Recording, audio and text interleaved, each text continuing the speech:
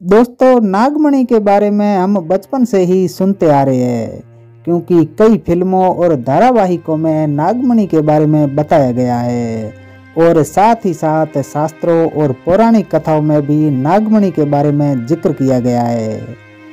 कई लोगों का मानना है कि नागमणि इस दुनिया में मौजूद है, परंतु बहुत से लोग मानते हैं कि नागमणि जैसी कोई भी चीज नहीं होती।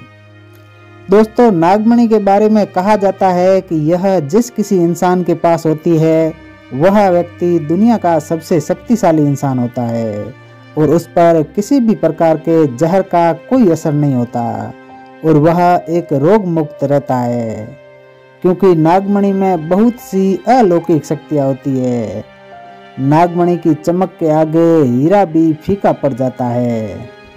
व्रत संहिता ग्रंथ के अनुसार संसार में मणिधारी नाग मौजूद है, लेकिन वह बहुत ही दुर्लभ होते हैं, इसलिए इंसान मणि के बारे में यकीन नहीं कर पाते। वैसे तो पौराणिक ग्रंथों में अनेक मणियों का जिक्र है, लेकिन नागमणि अन्य सभी मणियों से सबसे उत्तम और अद्वितीय होती है।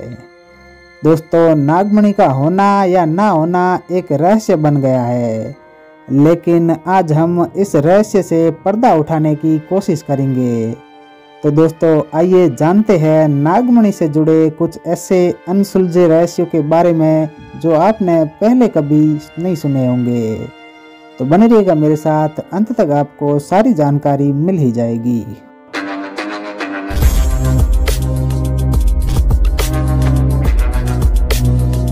दोस्तों, भारतीय पौराणिक और लोक कथाओं में नागमणि के किस्से आम लोगों के बीच काफी प्रचलित है।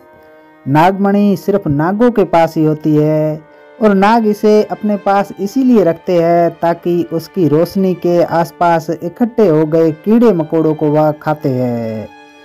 हालांकि इसके अलावा भी नागों द्वारा मणि को रखने के और भी कई कारण हैं। आम जनता में यह बात प्रचलित है कि कई लोगों ने ऐसे नाग देखे हैं जिनके सिर पर मणि थी। हालांकि पुराणों में मणिधर नाग के भी कई किस्से मौजूद है। आखिर कैसे बनती है नागमणि, इसको लेकर सबकी अलग अलग राय है, लेकिन बहुत से लोगों का मानना है कि नागमणि स्वाति नक्षत्र में होने वाली बारिश के कारण बनती है। ऐसा माना जाता है कि स्वाति नक्षत्र में होने वाली बारिश की बूंद जब नाग के मुंह में जाती है तो तब वह नागमणि बन जाती है। परंतु नागमणि का इस प्रकार से बनना भी एक काल्पनिक है। इसका कोई ठोस प्रमाण आज तक नहीं मिला, परंतु यह बात सत्य है कि ज्योतिष शास्त्र वह व्रत संहिता में नागमणि के बारे में इसी तरह बताया गया है।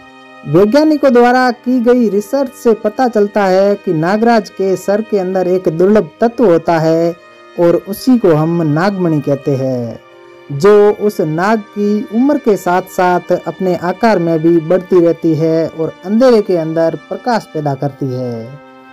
यह नागमणि एक चावल के दाने के बराबर या फिर एक मोती के आकार तक की हो सकती है। अगर नागमणि के अस्तित्व की बात की जाए तो प्राचीन ग्रंथों में नागमणि के बारे में हमें काफी वर्णन मिलता है। श्री गरुड़ पुराण और वराह मिहिर ग्रंथों के अंदर नागमणि का उल्लेख मिलता है। उसके अंदर वर्णन मिलता है कि यह नागमणि नागराज के सर के अंदर होती है और मोती की तरह होती है। इसको पहनने से दुर्भाग्य नष्ट होता है, सौभाग्य के अंदर वृद्धि होती है। वराह मिहिर ग्रंथ के अनुसार जो राजा नागमणि को धारण करते थे वे हमेशा खुश रहते थे और उनकी प्रजा भी खुश रहती थी और वे सदा विजयी रहते थे। धार्मिक ग्रंथों के अनुसार जब कोई कोबरा 300 वर्षों से अधिक समय तक जीवित रहता है तो उसके शरीर का जहर नागमणि के अंदर बदल जाता है।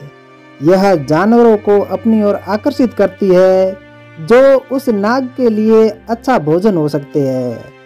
ऐसे सांप दिन के अंदर और चांदनी रात के अंदर बाहर नहीं निकलते। कहा जाता है कि नागमणि की मदद से आप सांप द्वारा काटे गए मनुष्य का इलाज भी कर सकते हैं। जिस स्थान पर सांप काटता है, नागमणि की मदद से वहां का पूरा जहर नागमणि निकाल लेती है। अगर विज्ञान की मानो तो नागमणि जैसी कोई चीज नहीं होती। कई वैज्ञानिकों का मानना है कि जैसे इंसान ध्यान और मेडिटेशन करके अपनी कुंडली उजागर कर लेता है और अपनी 6 इंद्रियों पर काबू पाकर एक श्रेष्ठ मनुष्य बन जाता है, वैसे ही सांप भी अपनी कुंडली उजागर करके अपनी 6ठी इंद्री पर काबू पा लेते हैं। लेकिन इसका मतलब ये नहीं कि वो पृथ्वी के सबसे शक्तिशाली जीव बन सकते हैं। वैज्ञानिकों ने इस बात को मानने से इनकार कर दिया है कि नागमणि जैसी कोई भी चीज होती है। उनके अनुसार अगर सांप के पास ऐसी कोई भी चीज है तो वह उस सांप के शरीर का एक अंग है जो कि सांप के मरने के बाद नष्ट हो जाता है। वैज्ञानिकों का कहना है कि नागमणि जैसी कोई भी चीज इस दुनिया में मौजूद ही नहीं है कि जिसे पाकर कोई इंसान दुनिया का सबसे शक्तिशाली इंसान बन सकता है। तो दोस्तों, कैसा लगा ये वीडियो कमेंट करके ज़रूर बताएं। वीडियो अगर अच्छा लगा हो तो वीडियो को लाइक और चैनल को सब्सक्राइब करें। मैं मिलता हूँ किसी नए वीडियो में किसी नए टॉपिक पर। तब तक के लिए जय हिंद, वंदे मातरम।